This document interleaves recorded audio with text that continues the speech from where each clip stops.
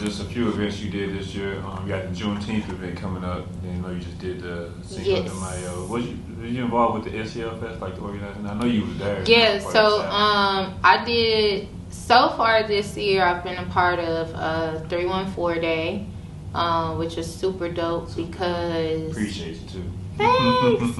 And it was. I know it was probably confusing for a lot of people because it was so like we've never just solidified 314 Day. Like Black St. Louis has always just celebrated 314 Day. Shout out to Young Dip and Tatum, the founders of it all. But this was the year that we said, nah, we gonna really solidify it. Like it's an actual holiday now for the city of St. Louis, the city and the county of St. Louis. And both Dip and Tatum, they have their own personal proclamations. They've been recognized. We've solidified all of like the partnerships with different major St. Louis corporations. So that's what we focused on this year. And then just building that collaboration. So having people in a room together that probably would have never been in a room together, you know what I'm saying? Like for business, you know, we go to each other's parties and stuff like that, but like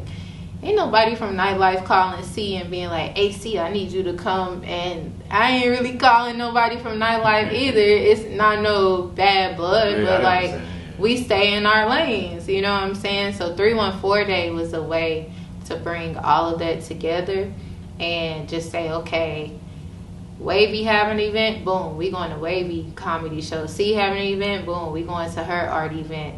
You know what I'm saying? Nitty having something, okay, we going to Nitty event. Prime 55, boom, we at Prime 55, you know? So, did 314 Day.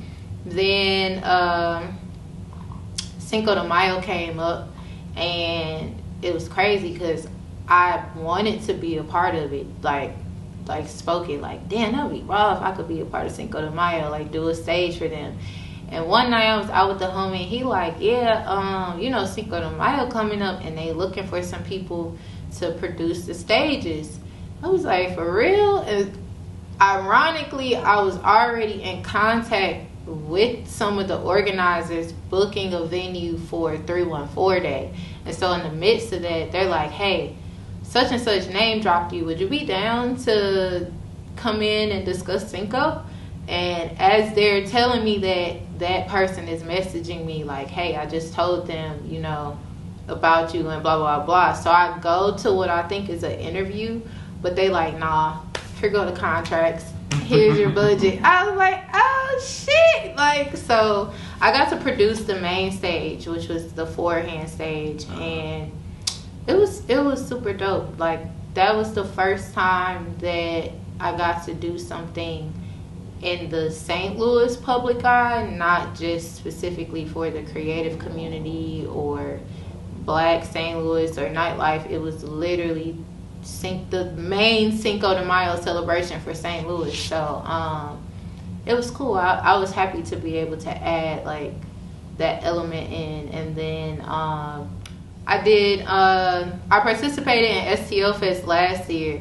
Shorty had hit me up literally like the week of or before, and he like, yo, C, can you manage the stage for STL Fest? I'm like, hell yeah. So I did STL Fest last year, and then this year he was like, all right, so I really like the team that we had last year. Let's go ahead and solidify like the STL Fest team.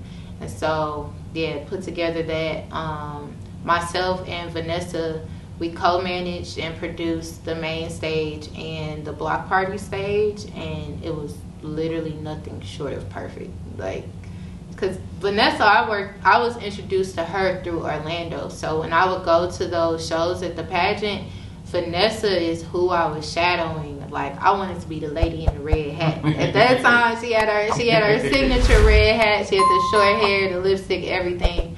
So I was like, yeah, I'm trying to be up under Vanessa.